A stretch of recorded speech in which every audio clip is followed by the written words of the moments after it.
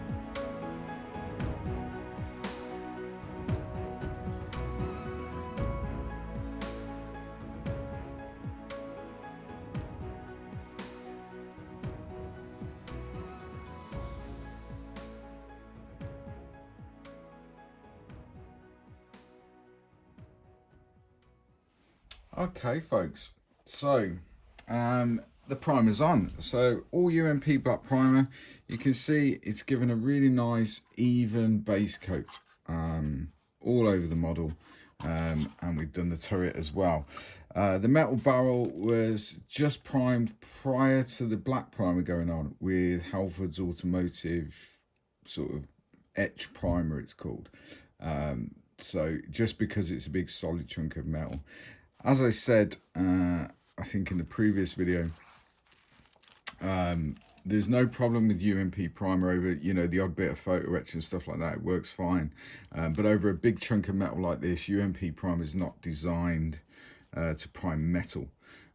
So put the etch primer on first, and then go in with your normal UMP primer. You have no issues whatsoever. So what we have on the fender here is the bit of texture that we're after from that Citadel Typhus corrosion. That's given us a roadmap of where we're going to put our rust on the fender. So the next thing we need to do is put the white on it. Now, white is a notoriously difficult color to spray. The reason I've primed it in black is because I've always found that black under a white base coat, a black primer, firstly, if we miss a bit, it's creating natural shadows. Secondly, and more importantly, it gives more of a depth to the white. I've always found that, and it just works. It's sort of counterintuitive, really, to prime in black and then put a white over the top of it, but it does work. Now, again, the purists out there will be going mental at this. I am going to use UMP white primer as the base coat for this. And the reason for that is it sprays lovely, build it up in nice thin coats, and it's just a solid white colour, which is what we're after. So we're going to get that on, get the UMP white on, and then we'll come back and have a look at, you know, the base colour. But that's what I'm going to use. I'm not using any other white other than UMP white primer. And I'm very, very confident that it will work. So let's get that on and see where we're at. So I'll come back once that's done.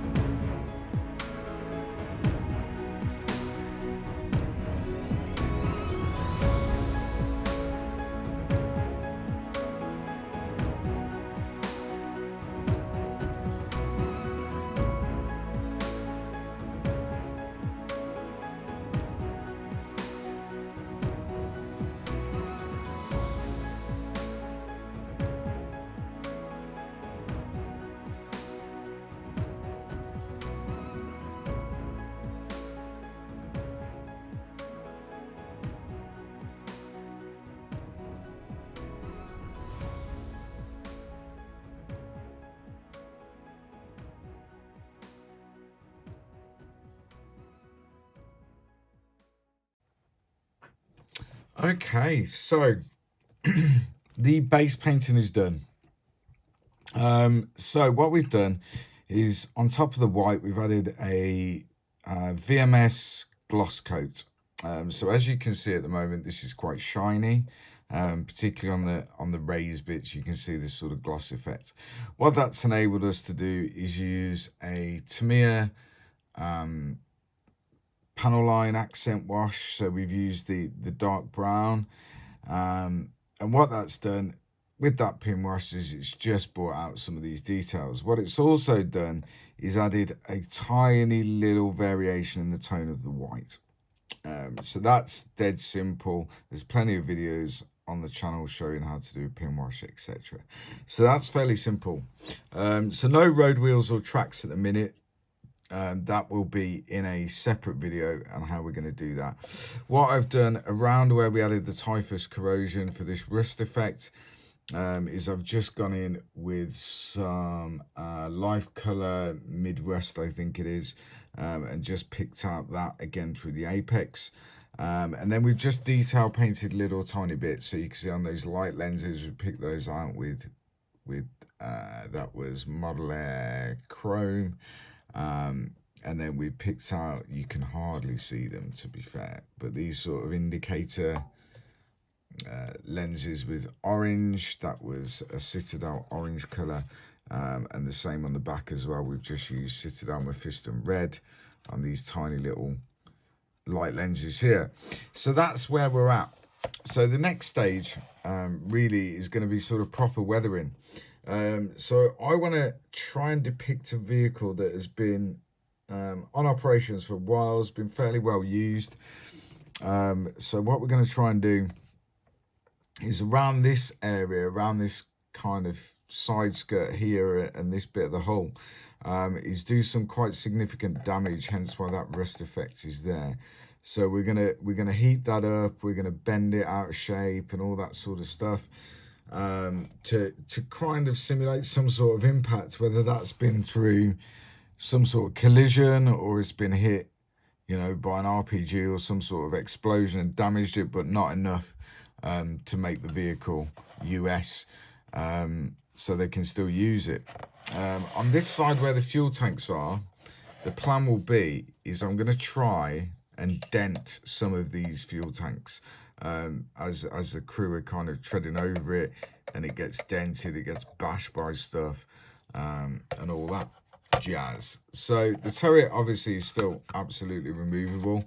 The only other thing I've added, as you can see, is these African Union markings at the front, and that was dead easy. I just found a font on Microsoft Word, printed it out, and then made some homemade masks, and there'll be a couple of images in the top left of your screen now showing that, and the same on the turret, which is pretty much from the reference pictures all it is. So what have we got to add to it?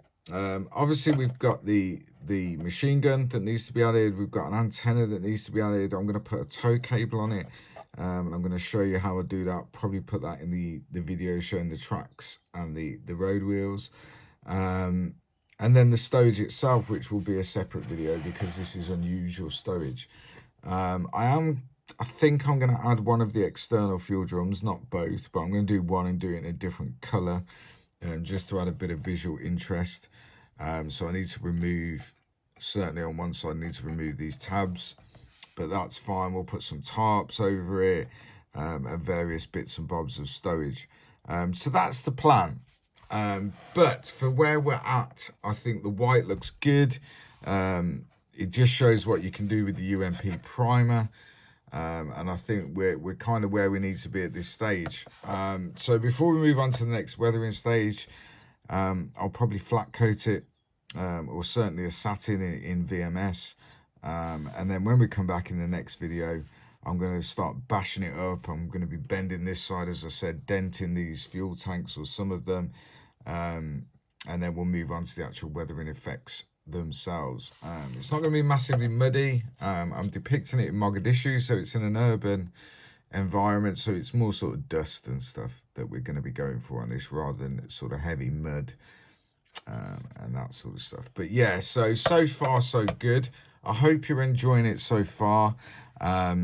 Leave a comment, let me know what you think so far, and hopefully this is giving you some guidance that you don't have to paint a tank green. You can, you know, if you can find a decent reference, then you can you can kind of step out of that olive drab comfort zone and do something a bit different. And hopefully my plan with the bashing it all up and making it really well used will work, and it will look quite effective.